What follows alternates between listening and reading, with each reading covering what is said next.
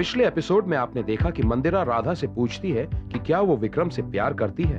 राधा कोई सटीक जवाब नहीं देती। उधर राधा हनुमंत को बतलाती है कि उसने निर्मल को रानी की बिल्डिंग में देखा है। लक्ष्मी प्रीतम को राधा की तस्वीर दिखलाती है।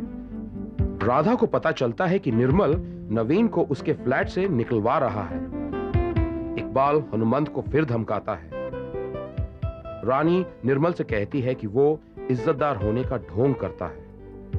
शमा ने शराब पी रखी है। मंदिरा उसे समझाती है। राधा हनुमंत को नवीन के बारे में बतलाती है। अब आगे।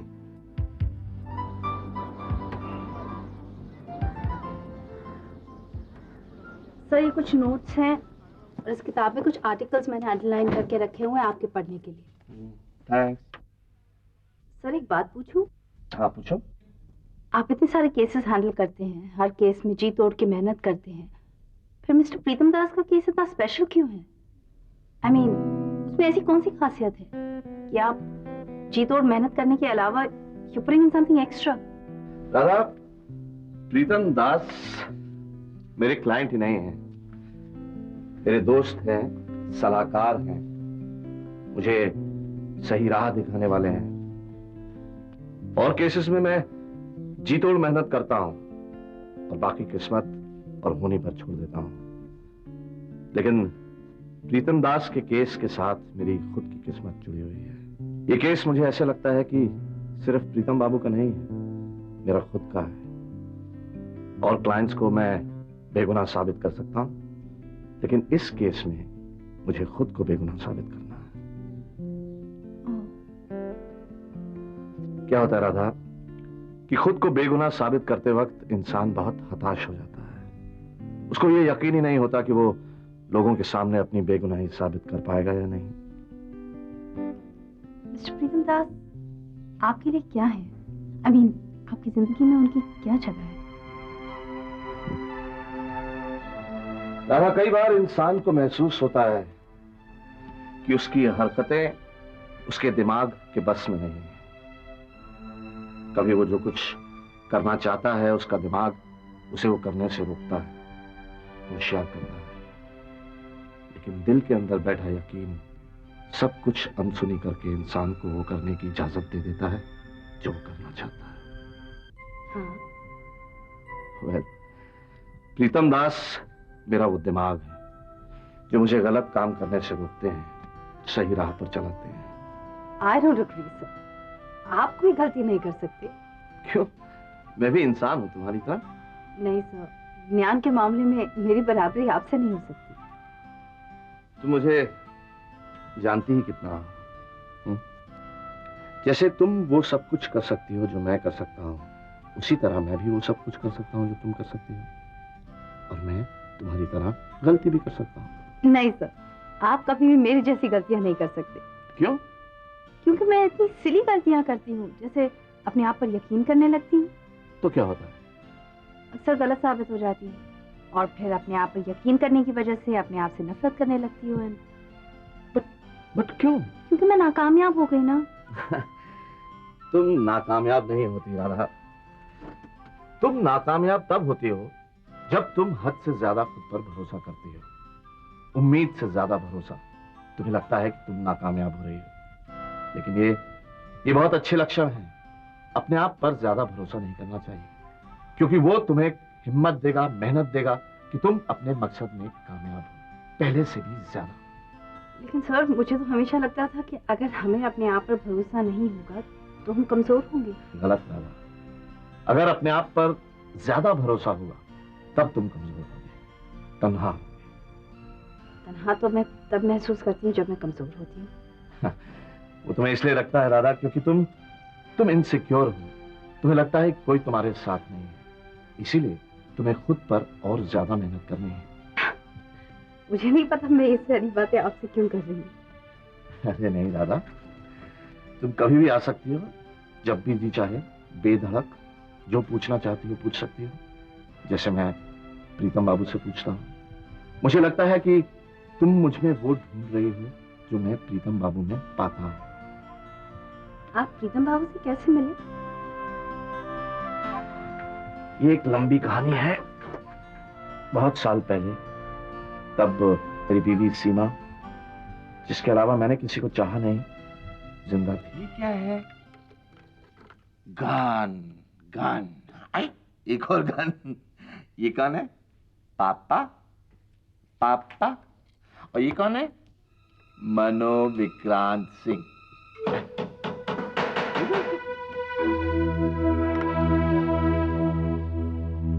सीमा, सीमा।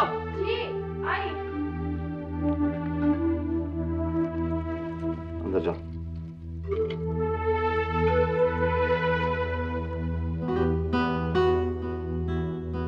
तुम्हारी यहां आने की हिम्मत कैसे हुई?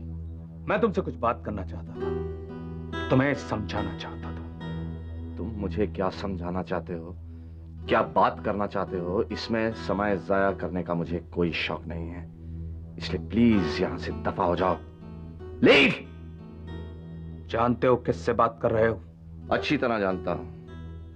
मैं एक ऐसे चिड़ीमार से बात कर रहा हूं जो मारने तो गया था चिड़िया, लेकिन 24 घंटे के अंदर एक बाज का शिकार बनने वाला है। झूठ को हकीकत में साबित करना इतना आसान नहीं है हनुमंत सिंह। 24 घंटे 24 घंटे बहुत लंबा वक्त होता है। आज से साल भर पहले भी यही वक्त काफी लंबा था, इतना कि तुम्हारे हमले का जवाब मैं काफी सोच समझ कर दे सकता था। तुम्हें मुझसे कोई नहीं बचा सकता पुरी। क्या सोचते हो तुम भगवान हो? अगर इस दुनिया में शैतान हो सकते हैं तो भगवान तो हो ही सकता है। मैं तुम्हें आगाह करने आया उस खतरे से जो तुम पर मंडरा रहा है। तुम इस बात से खुश तो होगे कि कल अदालत में उस्मान के मर्डर केस में तुम मुझे गुनहगार साबित कर दोगे, पर तुम्हें इस बात का अंदाजा नहीं है कि तुम कल अदालत पहुंचोगे या नहीं। आई सी। और यही बात मैं तुम्हें समझाने आया हूं कि कल तुम अदालत उस्मान के केस की हियरिंग में नहीं जाओगे। वैसे भी मुर्दे के लिए मुझे इतनी दिलचस्पी नहीं है। पुरी, ऊपर वाले से थोड़ा डरो, क्योंकि एक ना एक दिन मुर्दा बनके तुम्हें भी वहीं जाना है। यही तो मैं कह रहा हूं। इसलिए मुझे गुनहगार साबित करने की बात भूल जाओ। इसके लिए तुम जो चाहो वो दे सकता हूं। हाँ? अरे भाई, मैंने तो सुना था कि तुम रिश्वत लेते हो, रिश्वत देते भी हो, ये तो नहीं सुना। मैं तो तुम्हें दोस्त बनाना चाहता हूं। ना ना ना पुरी, रिश्वतखोरी और बेईमानी के गठबंधन को दोस्ती का नाम मत दो। तुम्ही जैसे लोग दोस्ती के पाक और पवित्र रिश्ते को, जो सामने वाले से कुछ नहीं मांगता, एक धंधा बना दिया है। तुम्ही लोगों ने जिंदा दिल इंसानों की रगों में बहते, जिंदगी को मंजिल की ओर ले जाते उबलते हुए खून को गंदा और जहरीला बनाकर जिंदगी को बेमकसद कर देते हो। मेरा विश्वास करो। Get out of here now. मैंने कहा ना, आप जाओ। ठीक है, आगे चलकर ये मत कहना कि मैंने तुम्हें चेतावनी नहीं दी थी। आगे चलकर तुम्हें भी ये चेतावनी बहुत महंगी पड़ेगी पुरी। Now out!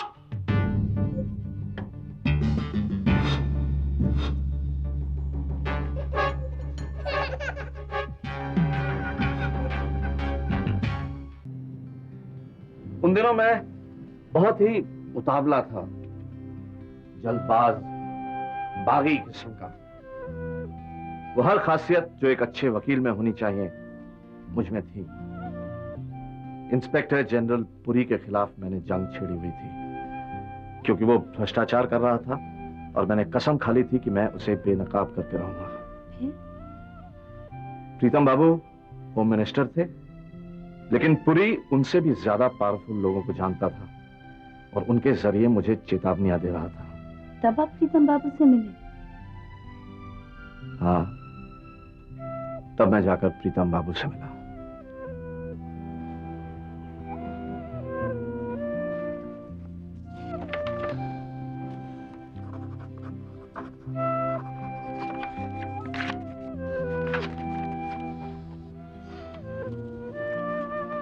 क्या देख रहे हो? नहीं सर, कुछ नहीं। तुम्हारे देखने के अंदाज से लगता है कि तुम मुझसे कुछ कहना चाहते हो। हाँ। सर, मैं सोच रहा था सर कि बोलो। और देखो हनुमंत, मेरे होम मिनिस्टर होने के रुतबे को आड़े मत आने देना। सर, मैंने आपके बारे में बहुत कुछ सुना है, बहुत कुछ पढ़ा है। मैं जानता हूं कि आप एक ऐसी मूवमेंट के अहम अंग रह चुके हैं जिसमें दिमागी मजबूती की जरूरत होती है। सर, मैं आपकी बहुत इज्जत करता हूं। आपके उसूलों ने मुझ पर इस कदर असर डाला है कि मैं आप में एक रास्ता दिखाने वाले को ढूंढता हूं। हालांकि हम आज पहली बार मिले हैं, लेकिन मैं हमेशा से आपसे मिलना चाहता था, आपको देखना चाहता था, आपसे बातें करना चाहता था।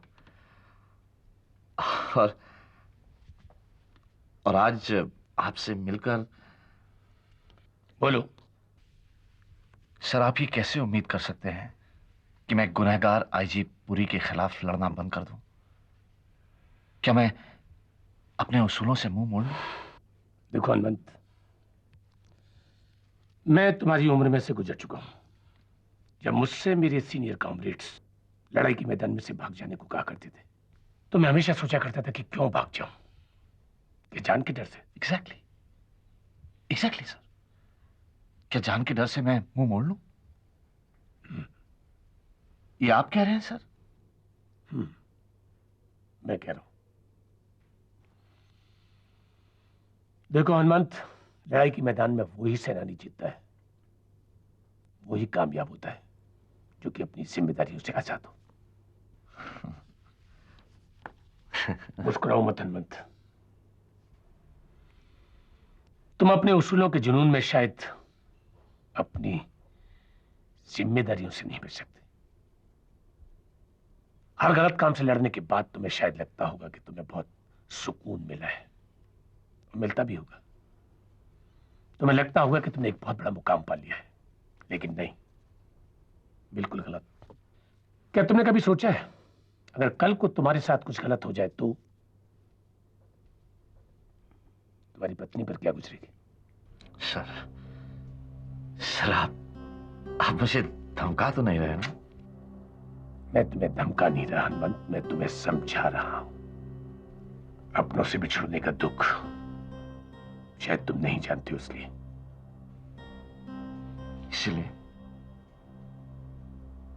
इसीलिए मैं आपसे पूछना चाहता हूं सर, कि आए दिन अखबारों में आपके बारे में पढ़ते हैं कि आपने ये एक्शन लिया, आपने वो एक्शन लिया। आपका भी तो परिवार होगा सर, आपकी भी तो जिम्मेदारियां होंगी।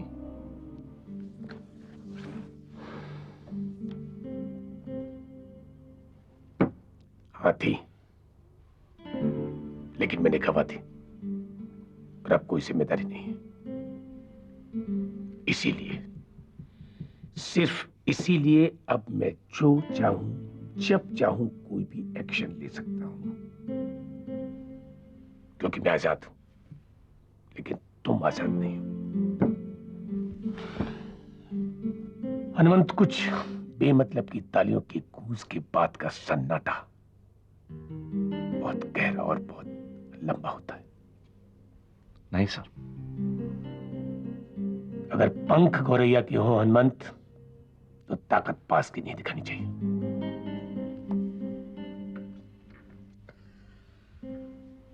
लेकिन क्या है सर कि मैं रोज सुबह उठकर शेव करता हूं,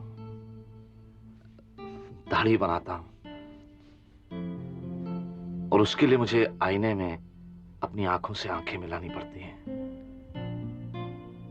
सर, मैं नहीं चाहता कि मैं अपनी नजरों में गिर जाऊं।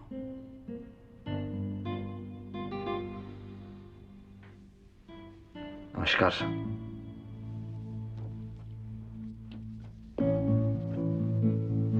और फिर मैं वहां से चला आया, प्रीतम बाबू पर गुस्सा होकर, क्योंकि वो मुझसे वो काम करवाना चाह रहे थे जिस पर खुद उनको विश्वास नहीं था। लेकिन बाद में मुझे एहसास हुआ कि मुझे उनकी बातें सुन लेनी चाहिए थी। क्यों? क्योंकि मुझे तो कुछ नहीं हुआ, लेकिन मेरे उस जोश ने मुझसे मेरी पत्नी छीन ली। कैसे? राधा, सीमा भी मुझसे कहा करती थी कि उन वहशी दरिंदों की मुखालिफत मत किया करो, क्योंकि उनकी नजरों में इंसान की जिंदगी की कोई कीमत नहीं होती। आईजी पुरी भी उन्हीं दरिंदों में से एक था। और सीमा ये जानती थी कि बात जब मुकाबले की आएगी तो उनके सामने मैं बहुत मजबूर, बहुत कमजोर हो जाऊंगा। राधा, एक आम आदमी के सामने निहत्थे खड़े होने में उतना खतरा नहीं होता जितना एक पागल के सामने निहत्थे खड़े होने में होता है, क्योंकि खूनी तो पागल ही होते हैं। सीमा ये जानती थी कि खूनी आईजी पुरी के सामने मेरी हिम्मत, मेरा भरोसा कोई मायने नहीं रखते। और बात जब उस दरिंदे का सामना करने की आई तो उसने मुझ पर गोली चलाने की कोशिश की, जो गलती से सीमा को लग गई। I'm so sorry, sir. अगर आप ना चाहें तो इस बारे में बात मत कीजिए प्लीज। मैं नहीं चाहता राधा, मैं नहीं चाहता इस बारे में बात करना, लेकिन इस हादसे के लिए मैं खुद को ही गुनहगार मानता हूं। मैं कभी अपने आप को माफ नहीं कर पाऊंगा। फिर जंग कैसी रही सर? प्रीतम बाबू ने आपका साथ आखिर तक दिया? नहीं, वो मेरे साथ मिलकर लड़े नहीं, लेकिन इस लड़ाई में मुझे गाइड जरूर किया ताकि मैं इस जंग को जीतूं। 2 साल बाद आईजी पुरी गिरफ्तार हो गया। So glad. और 2 महीने बाद उसने कस्टडी में खुदकशी कर ली। कायर। लेकिन राधा, आखिर में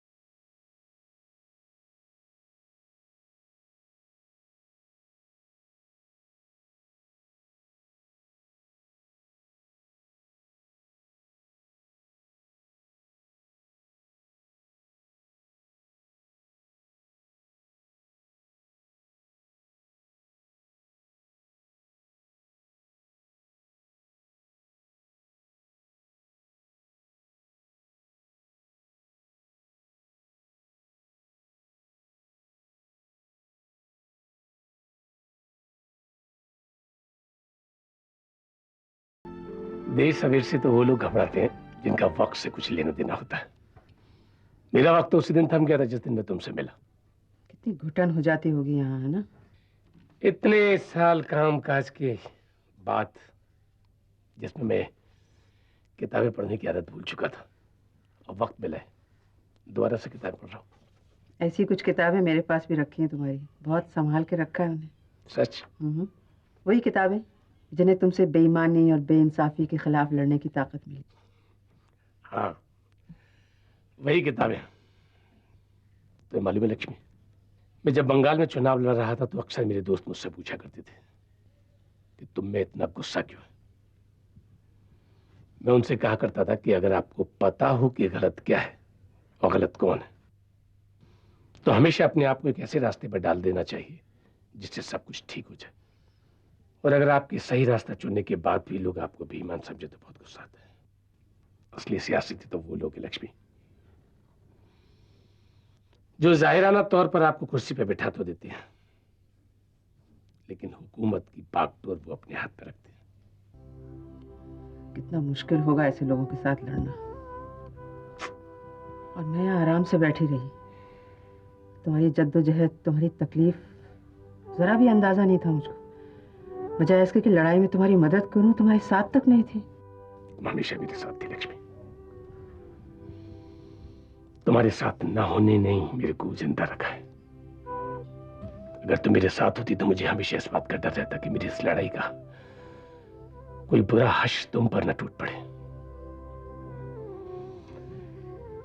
सिर्फ एक ये एहसास कि तुम हिफाजत से हो,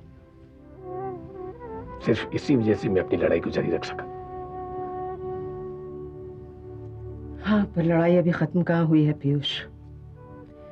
क्या पता और क्या कुछ हमें खोना पड़े। क्या पता, हमें बहुत कुछ मिल जाए।